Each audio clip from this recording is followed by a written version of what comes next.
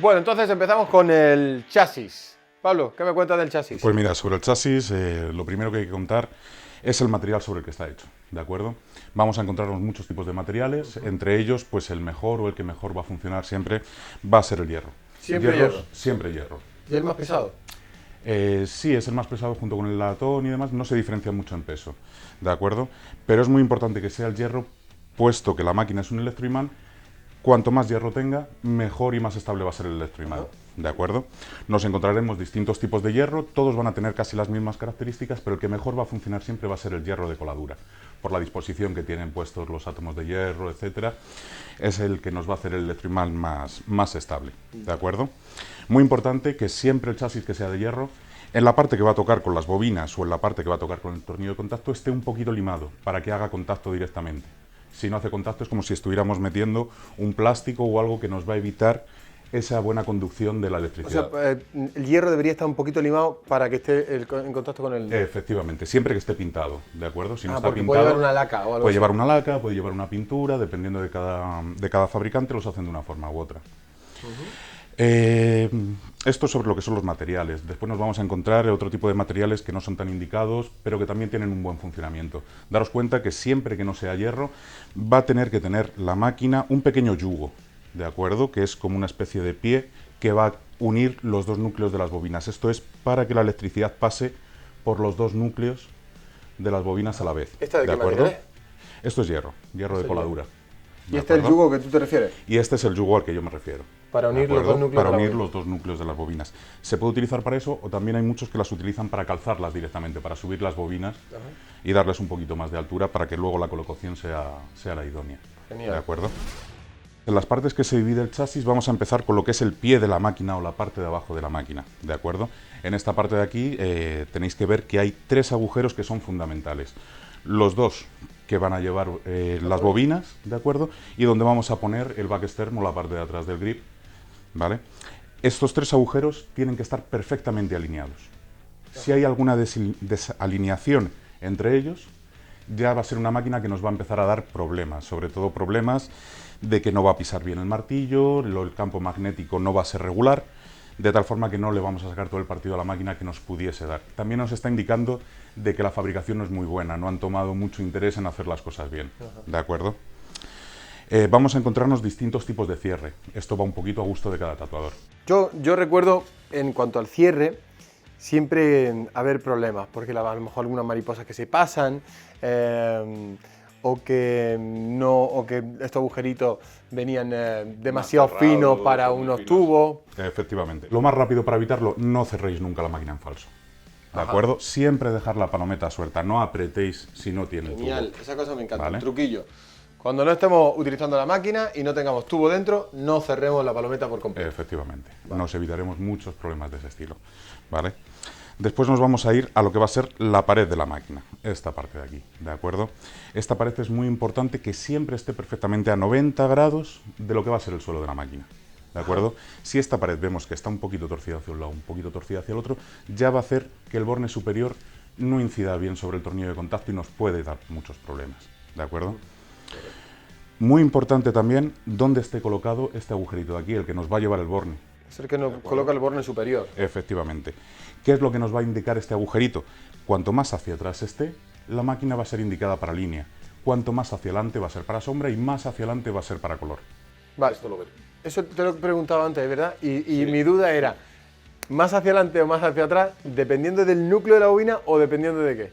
No, simplemente dependiendo de cómo va a estar colocado el tornillo de contacto, ¿de acuerdo? Lo que nos va a indicar sobre todo esto va a ser la longitud del fleje. Si está más echado hacia atrás, el fleje delantero siempre va a ser un poquito más corto.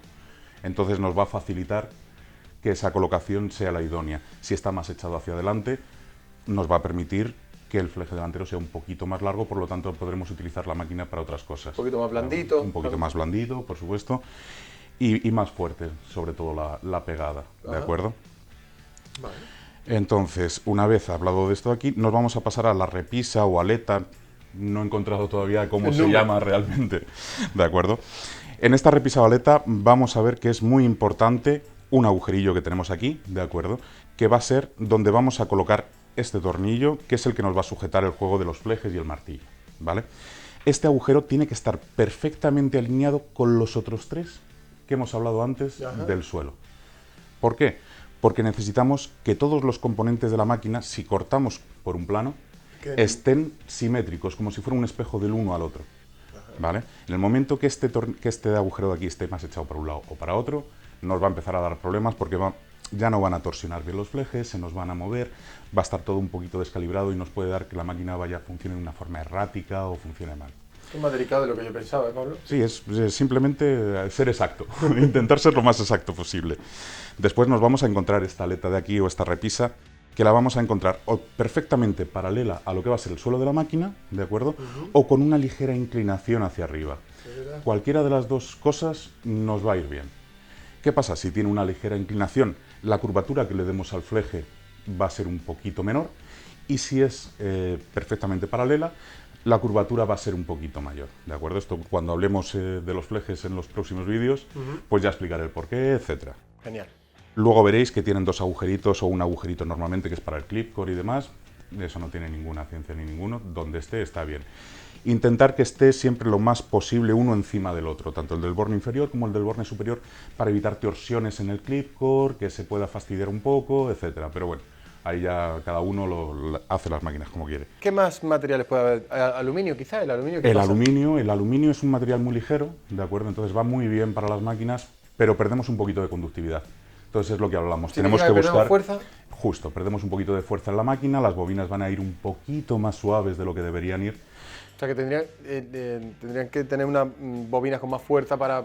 Con un poquito más de fuerza o con unos flejes un poquito distintos, pero vamos, que cambia, si están bien hechas, cambia muy poquito. Tenemos varios constructores que trabajan en aluminio, trabajan muy bien, y sí que nos damos cuenta que para que esa máquina coja toda la fuerza, le tenemos que poner, lo que decíamos antes, un buen yugo de metal en la parte de abajo que conecte las 2 bobinas, ¿de acuerdo? También daros cuenta que el aluminio, al ser un material un poquito más duro, va a transmitir un poquito más lo que va a ser la vibración de la máquina. Ajá, ¿de acuerdo? se nota más en la mano. Se va a notar un poquito más en la mano. También tenemos el latón, amortigua muy bien porque es un material pesado, entonces va a amortiguar muy bien lo que es esa vibración, pero nos va a pasar lo mismo que con el aluminio, vamos a tener que ponerle un yugo. El tema de las bobinas casi siempre, porque ya has visto que estas son más chiquititas, ¿no? Era siempre que tenía un peso bastante. Yo recuerdo cuando yo empezaba a trabajar en zona de turista, lo que hacía a lo mejor 13, 14 tatuajes al día, acababa con la muñeca bastante cansada, porque pesaba bastante. Eso yo sí que suelo aconsejar siempre, que los grips que se utilicen vayan en consonancia a lo que es el peso, efectivamente, a lo que es el peso de la máquina. Daros cuenta que nosotros no podemos estar trabajando con la máquina en vilo, no es lo indicado para trabajar con la máquina en vilo. La máquina, una vez que ponemos el grip, tiene que quedar perfectamente equilibrada. Para nosotros simplemente llevarla con el brazo, llevarla con la muñeca, ¿de acuerdo? Pero tú imagínate que nosotros trabajamos con máquinas súper pesadas y grip desechable. O sea, nada de peso en la mano, tú teniendo todo el peso, la máquina apoyada aquí. Por eso mismo cada vez se van buscando máquinas cada vez más ligeras, más chiquititas. Lo que pasa es que la gente se tiene que dar cuenta de una cosa también. No podemos pedir el mismo rendimiento a una máquina chiquitita o muy ligera que a una máquina pesada. Correcto. Llegamos a los extremos de líneas de 18, líneas muy gruesas o magnum muy grandes, que una máquina ligera no nos va a dejar hacer bien el trabajo. Y las que nos permiten hacer el trabajo van a ser porque están sobretensionadas o están sobrealimentadas. De tal forma que nos dará los problemas esto de mi máquina se calienta, me sale mucha chispa entre el fleje delantero y el tornillo de contacto. De todo eso. Un trabajo que no es... Claro, no es el suyo, lo consiguen hacer, pero estamos forzando un poquito la máquina. Genial, para mí ha quedado bastante claro el tema sobre los chasis, así que espero que haya servido de ayuda. Nos vemos en el siguiente tutorial y ya sabéis, suscribiros si no estáis suscritos para futuras promociones y darle la bienvenida a Pablo. Nada, nos vemos pronto, un abrazo.